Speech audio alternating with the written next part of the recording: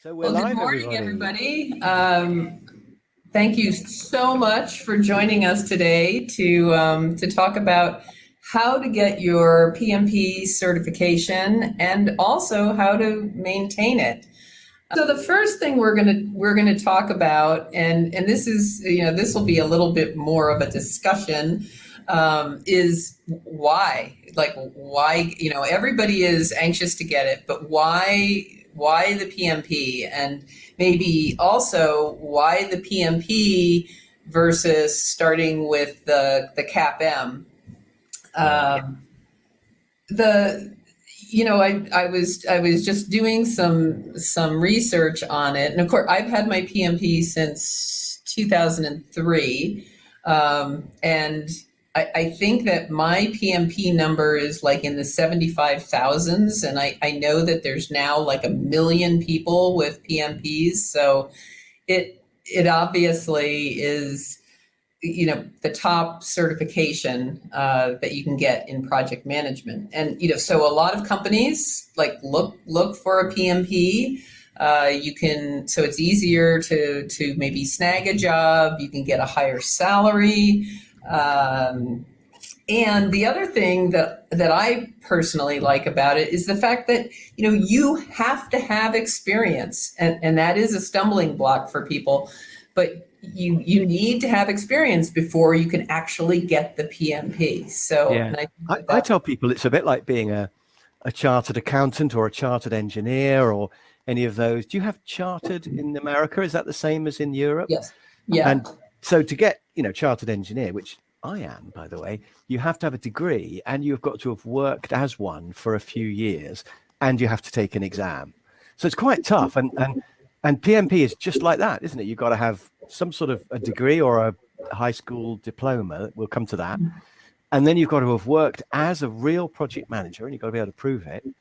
And you take an exam, kind of. Well, we'll unpick those, won't we? Yeah, you don't actually have to be a project manager.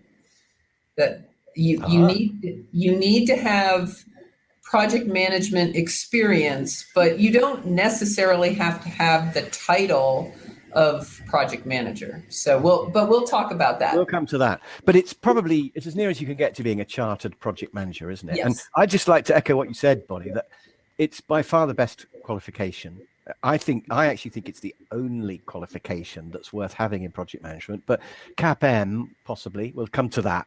But it's definitely the qualification. For me, it's a miles above, for example, Prince, which doesn't require half of the hoops to jump through. So PMP is the one, and it is absolutely a passport to a project management career. You can pretty much walk into a job if you've got PMP, and PMP jobs start on 60 or 70,000, don't they? I mean, so PMP people earn that upwards. I don't know what the average pay of people with PMP is, but I would guess it might be 100 grand. And while we're at it, can I just say project management is the most brilliant career. I really would recommend it as a career. I mean, I know that us lot here on this conversation are really, we've got careers as trainers now, which is also a brilliant career. But being a project manager, you'll never be bored. You'll never be out of work. And you get involved in customers, suppliers, technical stuff, money, everything, strategy of companies.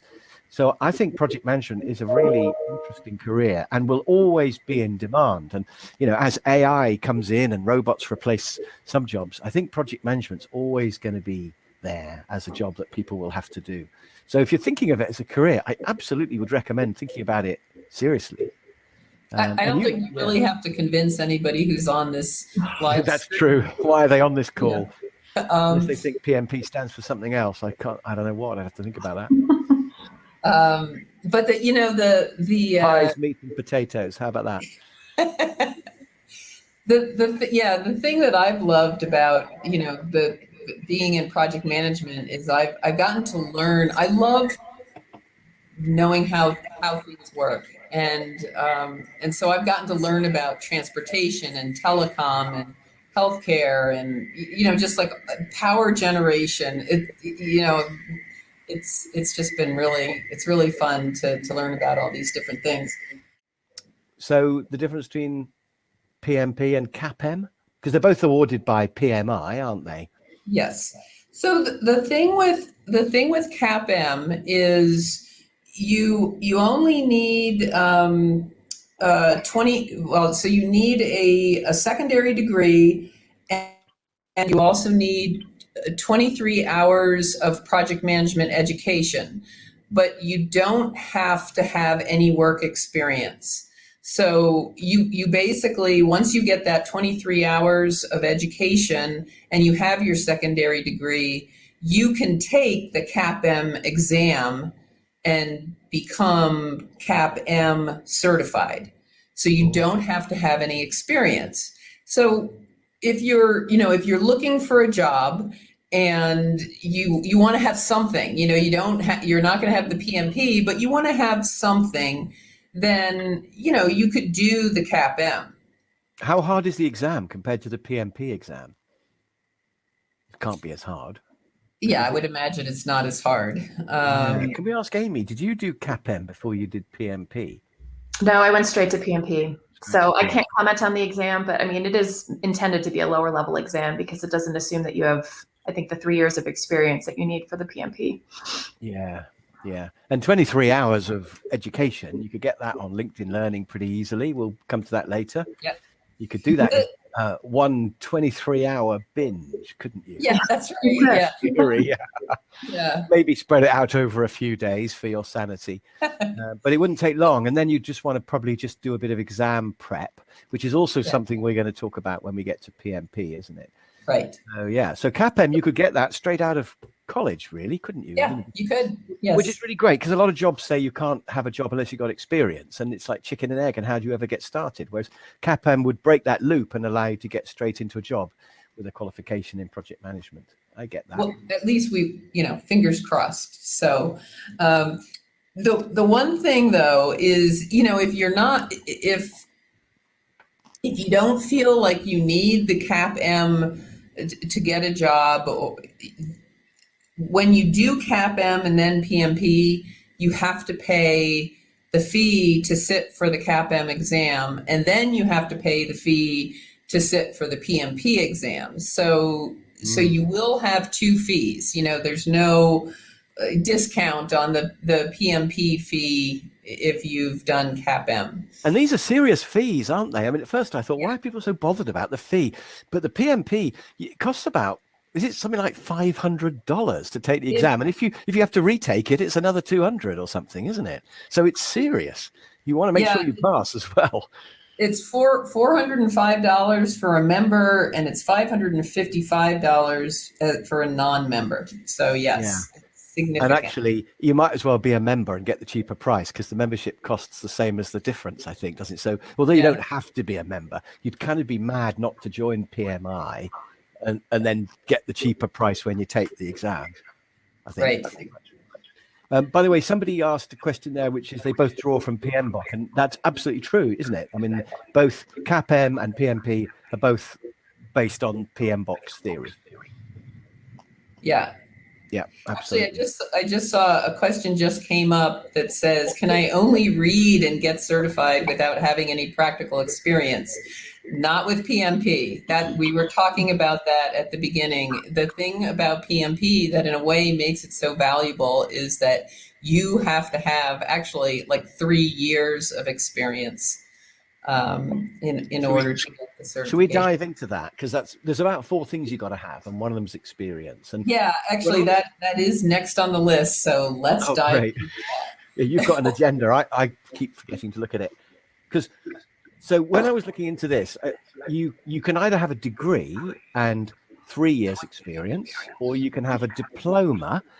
And was it like 4 or 5 years of experience? It's 5 years, 60 months. Yeah. And experience, you can't do 5 projects for a year and say that's 5 years worth. If they're overlapping, that's just a year. So you've got to have been doing project management of some sort for 3 years if you've got a degree. But I'm wondering, what does doing project management really mean? I mean, have you got to be the project manager, even if you don't have project manager in your job title, or can you just be in a project team? So I actually, and I do, and this is one of the posts that I do, that I put up like every month in my feed, because people like, and PMI does not explain this very well at all. They just sort of say, you know, you need experience leading a project, and so everybody thinks that means you have to have the title project manager, which you totally don't.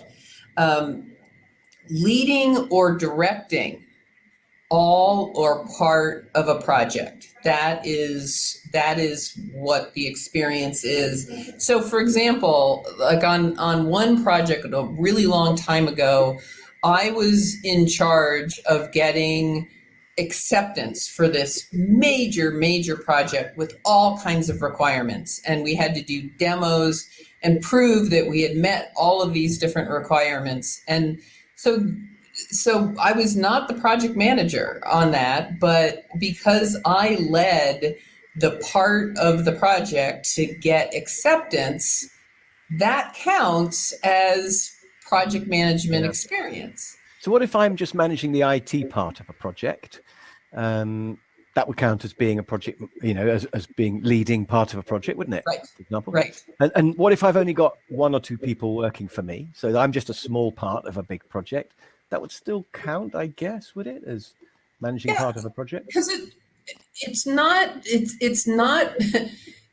necessarily about managing people. It's about managing the project. So, you know, if you're a developer and you're managing, you know, tracking and resolving the defects, or you know, even if you were a business analyst and participating in getting the requirements.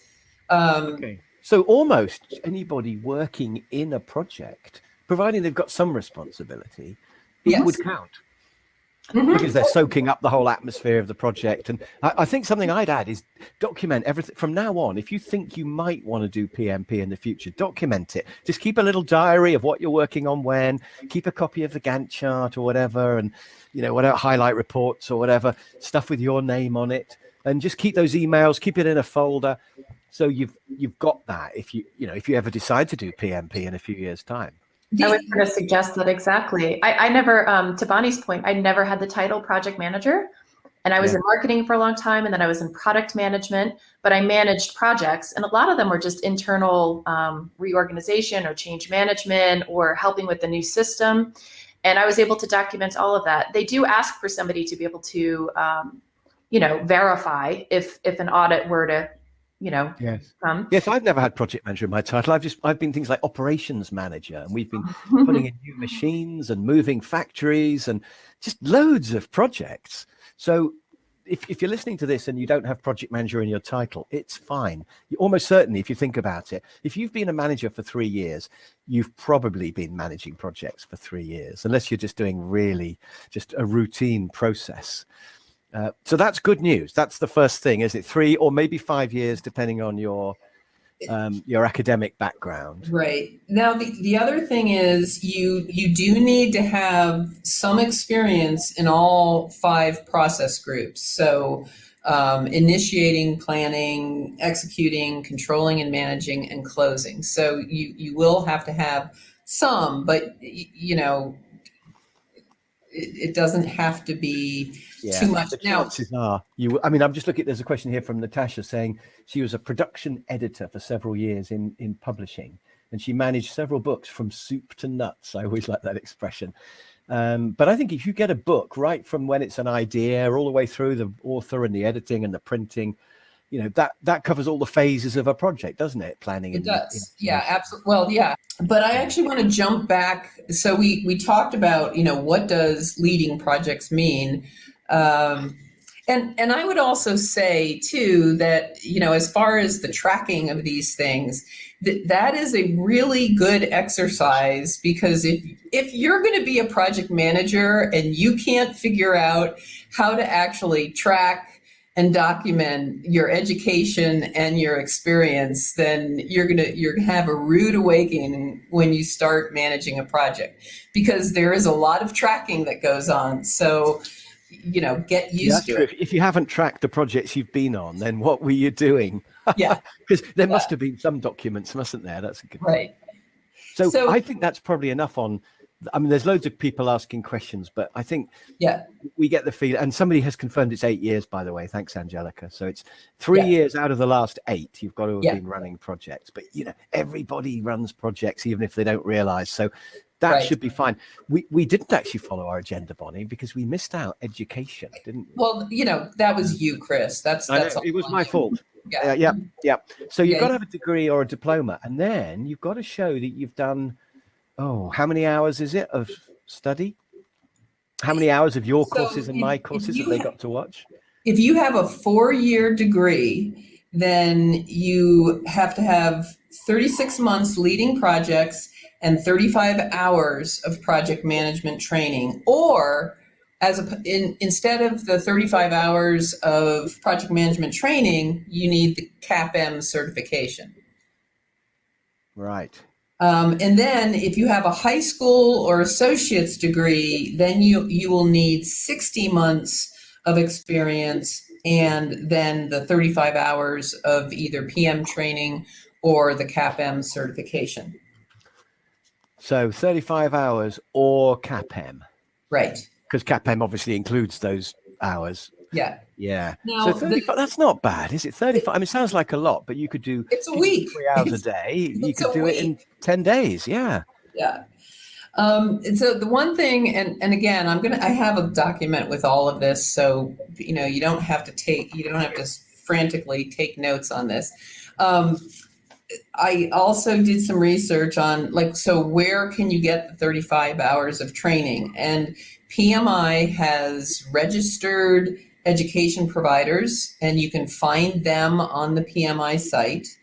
PMI chapters do education programs. You can attend those as long as they're education. Like the PMI chapter meetings don't count. If your employer has a program, you can go through training companies. And of course, near and dear to our hearts is remote learning companies. But the course, so like LinkedIn Learning, has a tremendous catalog of project management courses, and those can be used for your education. The one thing about remote learning, though, is that when you take a course, in order for it to qualify, it does have to have an end of course assessment.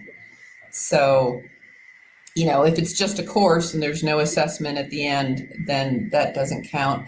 And then, of course, you've got universities. We have those, don't we? I mean, your course and my course and stuff, they have a little bit of a quiz at the end to check that you've understood it. Yep. Counts. And then, university and college courses, like I have a certificate from DU, Denver University, in project management. So is it worth sharing a screen and just showing the courses that we've got, or do you want to do that later just to show that they can search for courses that count? Yeah, let's do that later when we get to the certification part, because we're going to do that at the end. Okay, so that's the education they have to have, the degree or the diploma, and then 35 hours of some sort of course, and it could be face-to-face. You could have a week of face-to-face training, or you can just go onto LinkedIn Learning or somewhere like that. But obviously, LinkedIn Learning is the best. Just type in project management, and you'll find loads of courses which count towards the 35 hours. So that's the education and the experience we've done. Then what do they need to be able to get PMP? Well, that's the exam. It really, isn't it? It's the exam next. Yes. And pay. What's that? And pay. Pay the money for the Yeah. So one of the things when you go to apply to take the exam, they have an online certification system, and the document I put together actually has a link to that. So when you go in, you're going to fill in all the standard contact information. Then you'll have to fill in your education attained, and and your domain experience. And that, I mean, you know, so like school attended, level of education, degree date, courses, dates, with your domain experience, you know, details about the projects, programs, the portfolios, dates of employment, you know, there's all this information. And so that's why that spreadsheet of tracking is so important, because if you have that, when you get to the online application, you can just sit there and put the information in. If you don't have that, it's going to take you forever. Can I chip in? James Whitehurst has asked, would I qualify for PMP with 10 years experience and a high school diploma? And the answer is yes, but you also have to do 35 hours of online learning or face-to-face learning. So you've got to have, I mean, you've got 10 years experience, you only need 3. Actually, you need 5 if you've got the high school diploma. Right. But you have to do the 35 hours as well. Yeah. You have to have all 3 of those. And I also want to just quickly say, Orbel has asked, will this recording be available afterwards? And the answer is yes, it will be in all of our feeds, won't it? Mainly Bonnie's feed, but I'll make sure it's in my feed as well, so you can get it, and Amy will expect. So yeah, you'll be able to watch it back. Sorry to interrupt, Bonnie, but I just thought that James's question was perfect at that time, because you've got to have the qualification, you've got to have the diploma or the degree, but you also have to do that. It's only 35 hours, so you can do that in a week or 2, but you have to do that as well before you can then apply for your exam, which we're going to come to. We'll tell you all about the exam in a minute. There's lots of questions in the feed about, oh, what counts, you know, what's the exam all about? But we're going to come to that. Well, and, you know, the other thing too is, you know, because I mean, part of the reason that I wrote those posts is because people ask these questions all the time. You know, like I've had probably thousands of the very same questions.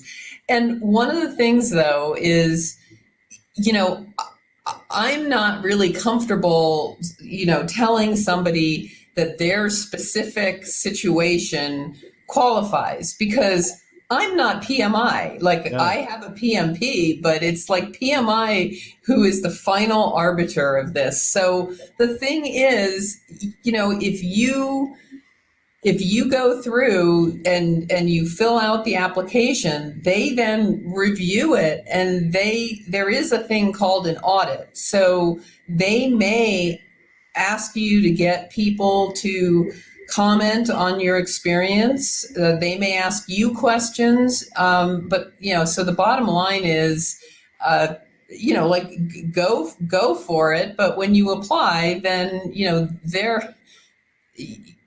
you also need to kind of do your documentation such that you're ready to defend your experience to PMI about why it should qualify. So yeah, they don't audit everyone, do they? But you have to be prepared to be audited, because you never know if they're going to audit you. Right. And they will want proof of some of these things. And it is random. I mean, it's not, you know, it's not like they profile people. They just randomly select people, but they could ask for more information. So yeah, absolutely. And by the way, James is saying, what outlets would I use for the 35 hours? And the answer is LinkedIn Learning. But we're going to show you that. We're going to show you that later on. Well, LinkedIn Learning has got the biggest collection of online courses in the world by far. Yeah. There is some people in the chat, I don't know if you can see it, Bonnie, have been talking about there's a Coursera Google thing, and that you can use that towards your 35 hours, but that's not PMP. You know, you've got to have experience and take an exam to get PMP. That is not a substitute for PMP. All it is contributing to your 35 hours of education that you have to have before you're even allowed to take the PMP exam. Right. I mean, that's how I interpret that. But if in doubt, ask PMI. You know, a lot of questions people are asking, does this count? Does that count? Yeah. Absolutely. Don't expect Bonnie and me to know. PMI, just ask them. You can ask them all the time. So that's great.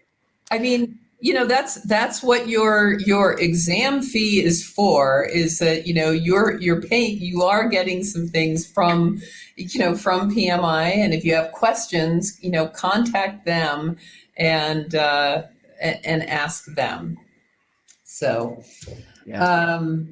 Now, the one thing, because I've seen a lot of questions where people were talking about like where can I get simulations, or and we did talk about like where to get the 35 hours of training. That will be in the document that I post after this is over.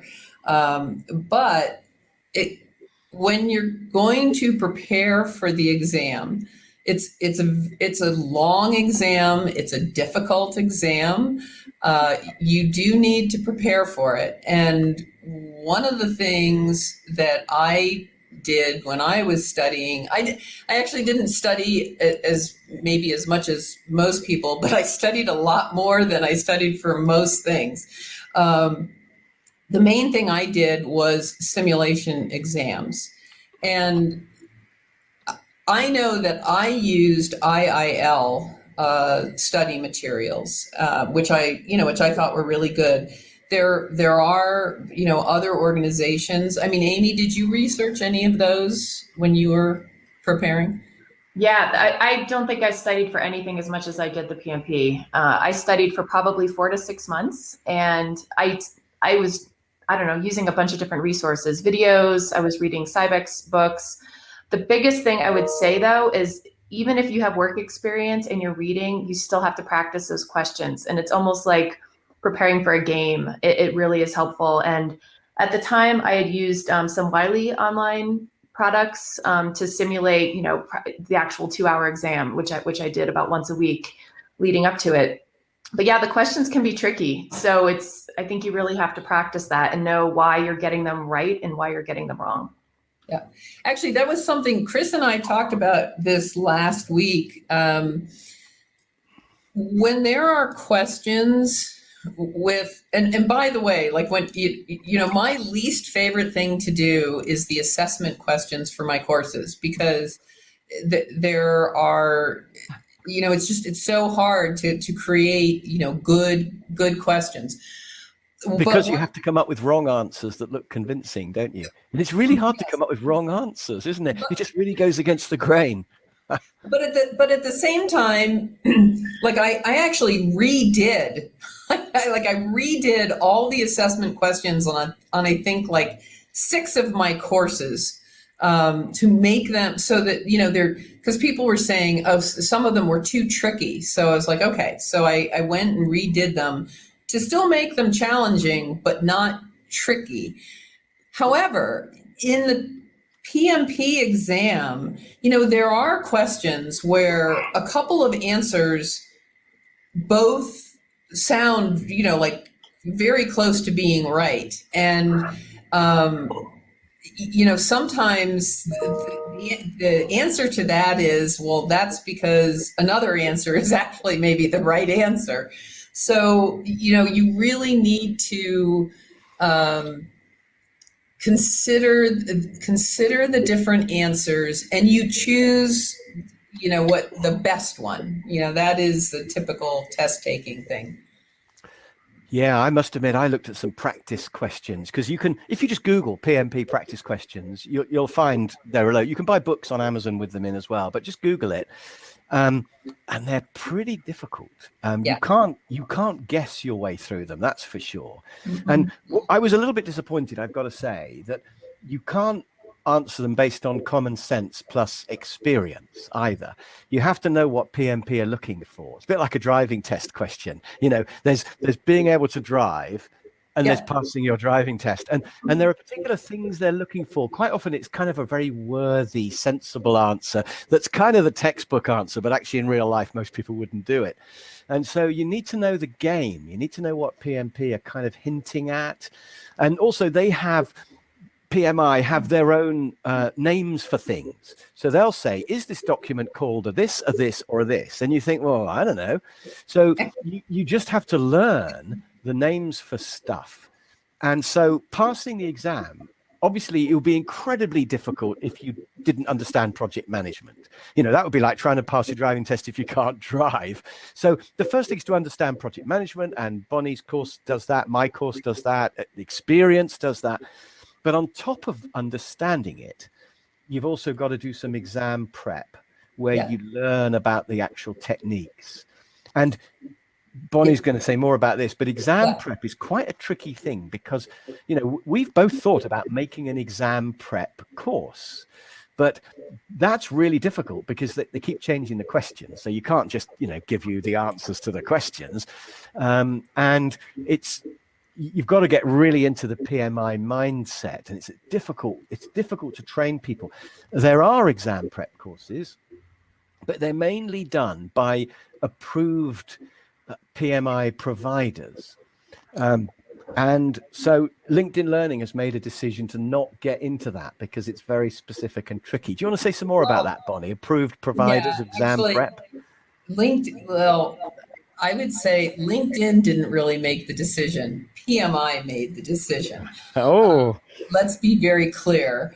LinkedIn used to have an exam prep course, and it is not available because of an agreement with PMI, and it will not come back. Is that correct, Amy?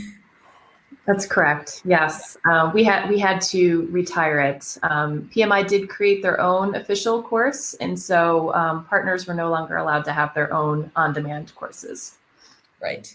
Yeah, I looked into becoming an approved PMI partner so I could make an exam prep course, but you have to pay about $7,000 a year just to be an approved partner. And then you got to write the course, which would be really difficult. And I just thought, I'm just going to leave that to the approved partners, you know. Yeah, so it's difficult. PMI reps can provide the PMP exam prep training. However, it is very expensive to be what is known as a rep.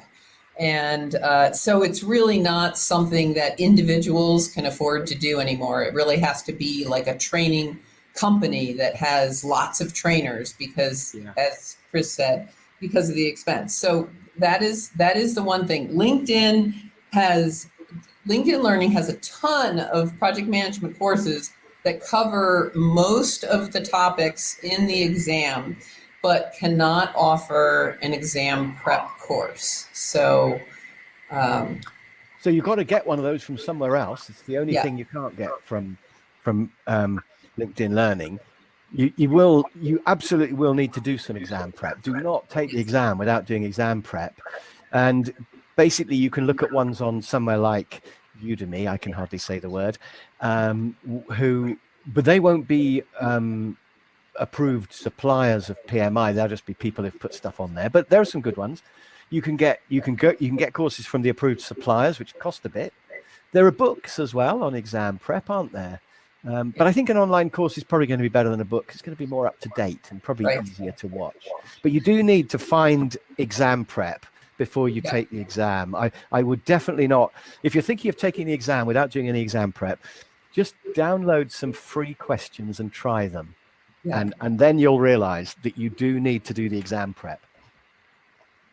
Okay, so because we're like 2/3 of the way through this, what I want to do now is actually talk a little bit about how to find. So we're going to kind of get into like finding the LinkedIn Learning courses on project management, but also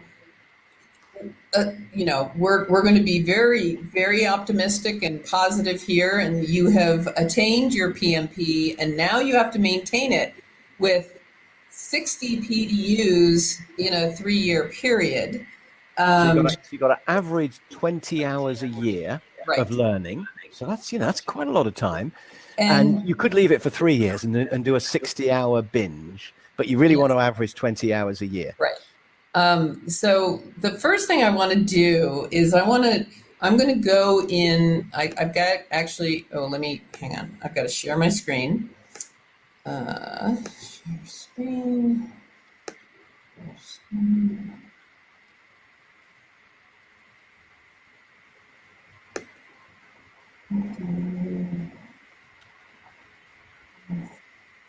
I'll just do the entire screen. And then, this is where we go to find these 20 hours a year that we need to do. Right. So you can actually see my screen, correct? Mm-hmm. Okay, good. All right, so I just have opened up my Project Management Foundations course, and if you want to find out whether there are PDUs and the certificates and all that, but you go to the Overview tab. So right now you can see beneath the window, there's the Overview tab, and then I'm going to scroll down a little bit, and there it says continuing education units, show more. So you click that link, and then that will show you what is available. And so you can see that there are 2 certifications that this applies to, but the one that you care about here is the Project Management Institute. Now it shows the PDUs and contact hours. So PDUs are what you need when you're maintaining your certification. The contact hours are what you need when you're getting your education, but it's the same number. Okay, so one of them is before you take your exam, Yes.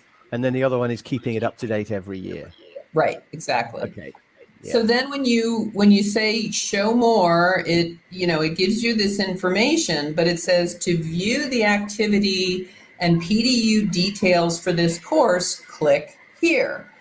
And when you do that, that actually takes you to the course catalog on the PMI site. And here you can actually see the breakdown of, and let's just kind of do a little backtrack here. So when you maintain your certification, you need 60 PDUs in a 3-year period, but it's broken down into 35 PDUs for ongoing education and 25 PDUs for giving back. And with 35 PDUs for ongoing education, they have this thing called a talent triangle.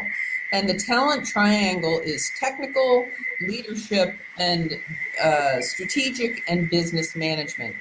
So the great thing here is it not only shows the totals, but it shows the PDUs in the talent triangle, which is important because when you're maintaining your certification, you need to have a minimum of 8 PDUs in technical, 8 PDUs in leadership, and 8 PDUs in strategic and business management. Then the remaining 11 PDUs can be in any category. So you have to have at least 8 in each Yes. of those categories. You can't say, I don't like leadership, I'm going to miss it out. You have to have at least 8. Right. Yeah. So so your course gives us 1 hour of leadership. In fact, your course gives us, it ticks all 3 columns, doesn't it? Which is it does. It is awesome. Yeah. Mine only gives you technical, I think. I can't remember now. Yeah. So that's, I don't know if it's taking you off track, but suppose I'm in LinkedIn Learning. I'm looking at your course and I'm thinking, great, that gives me 3.25 hours towards my, how much do I need a year? 20 a year. But what if I just want to search the whole Yes. LinkedIn library for stuff that I can use towards my 20 hours? Suppose I've already done yours, or for some weird reason I didn't want to do yours. What do I do? Yeah, it would be a weird reason, but it would be. I mean, what's the matter with people? Yeah. So you just search for project management or project or something. So one of the things that you can do, so I went to browsing, and in the search box, I put in project management. And then over on the left side, Doug with Agile Look. Can I recommend Doug while I'm here? Oh, of course. Yeah. And Bob McGannon as well. We like Bob, don't we? Like to recommend. But yeah, so on the left. Yeah, so on the left, and the level. There are different ways that you can filter results. So for example, I want to look at courses, but then notice there's a continuing education unit. So let's expand that. Yeah, And let's see if that gets rid of Doug. not necessarily. Click on PMI, see what happens. And then you can turn on He's the still there. checkbox for PMI, and there you can find all of the courses that provide information or PDUs and contact hours for PMI. So Mike's critical thinking course is coming in on the bottom there. So that, yeah, so there are courses that are not really project management, but which, you know, contribute to the skills you need to be a project manager. And so you can use those to get your 20 hours as well. Yeah, I like it.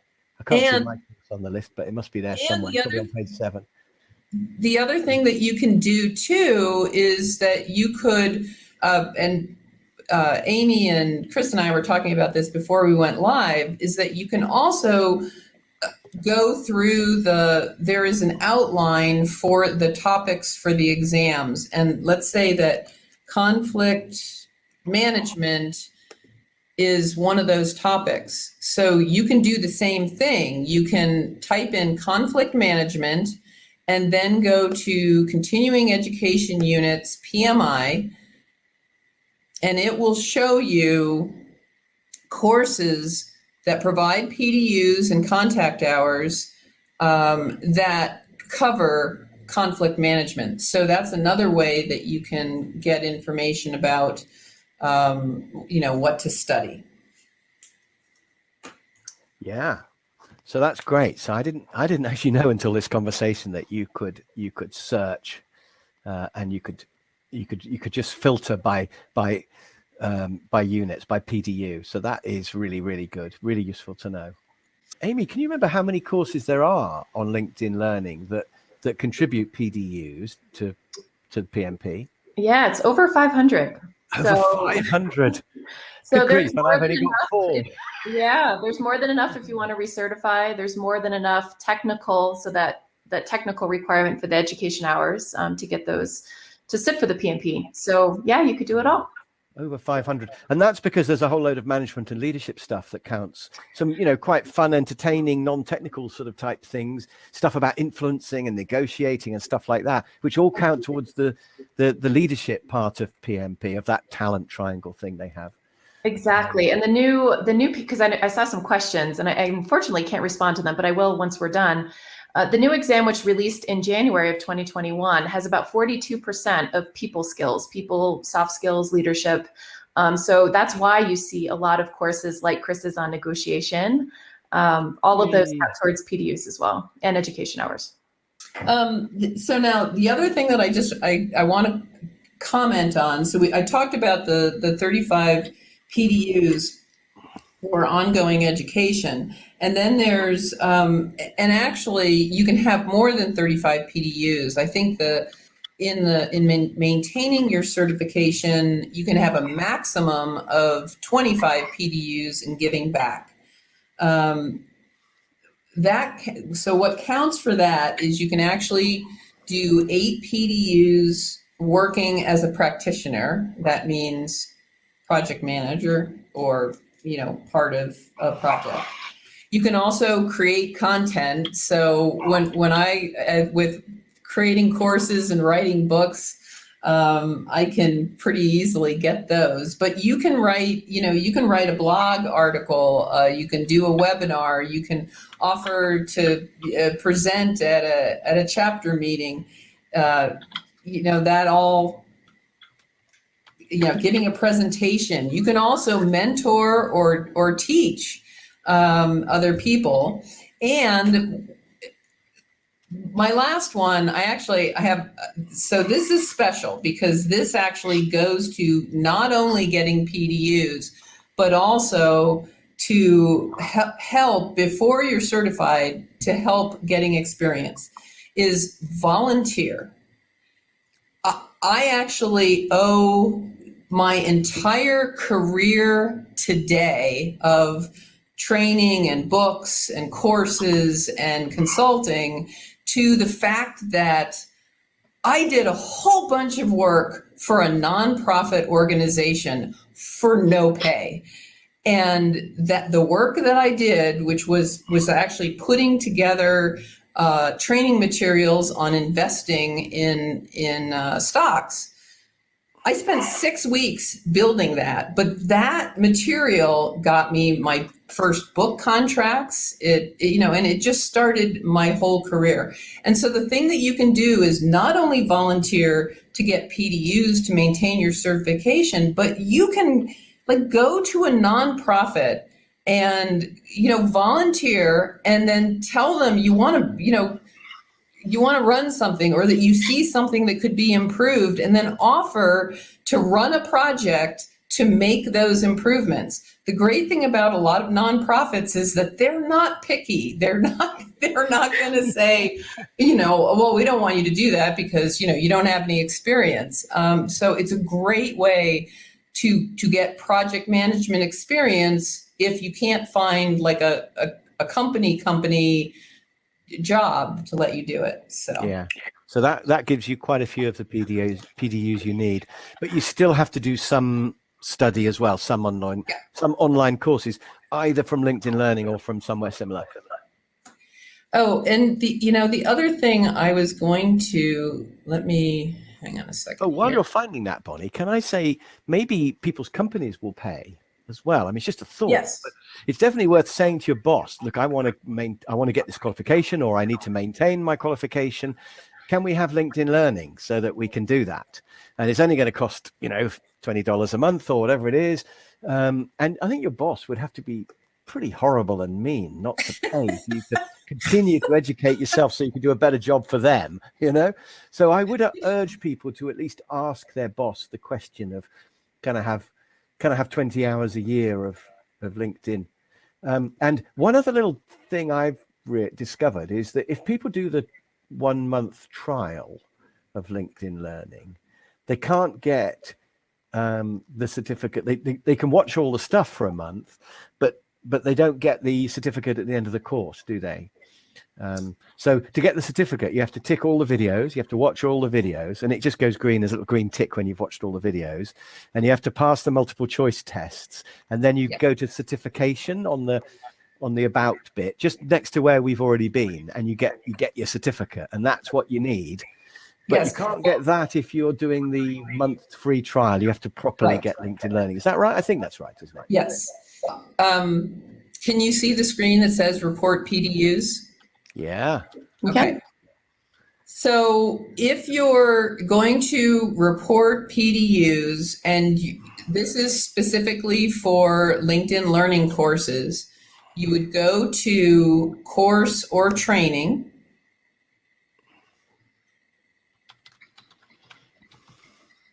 And then you go to the provider and you would type in LinkedIn or linked, and you'll see LinkedIn Corporation. So you select that. And then if you put in the course name, so let's say it's Project Management Foundations, and I'm actually going to do schedules. I think that's the name of it.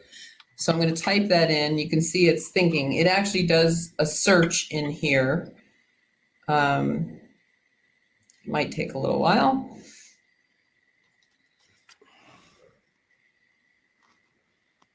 Or maybe I should just do an easy one.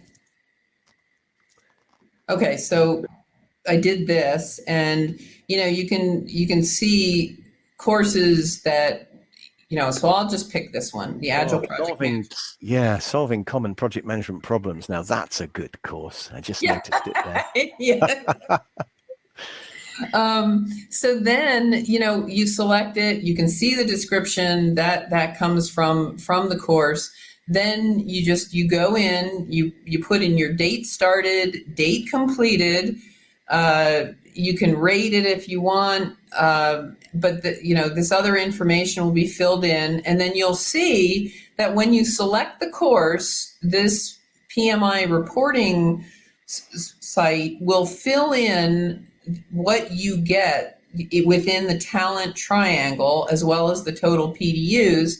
And then you just turn on the checkbox that says, I agree, this claim is accurate, and then you click submit, and it can sometimes take a little while for that for that to register, but it So will. can I ask a question about that? Do you have to do that with all the courses you're watching? Do you have to show proof that you've done your 20 hours?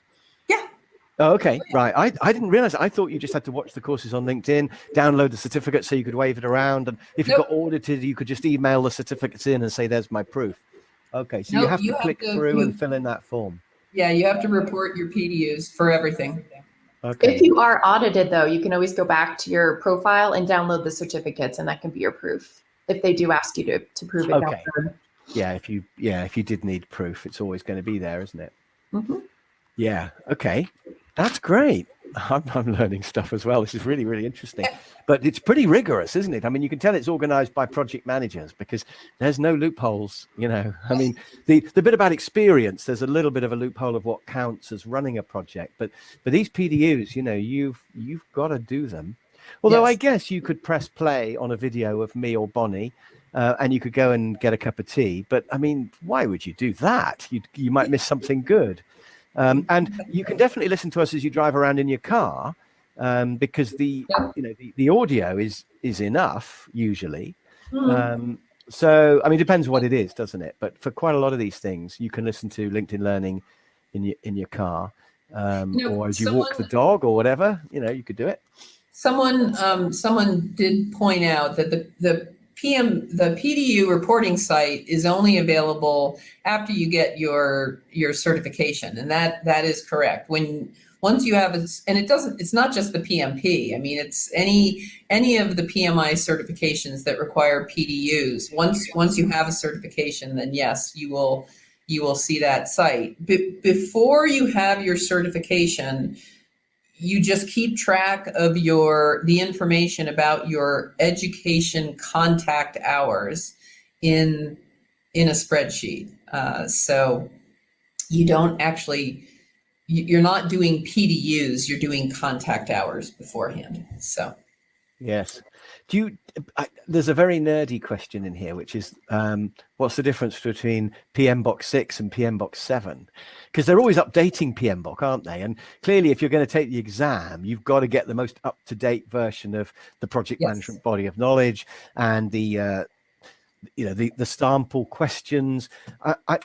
I'm not aware they've changed it that much. I think they might have added a bit of agile stuff in there, which, you know, if you want to.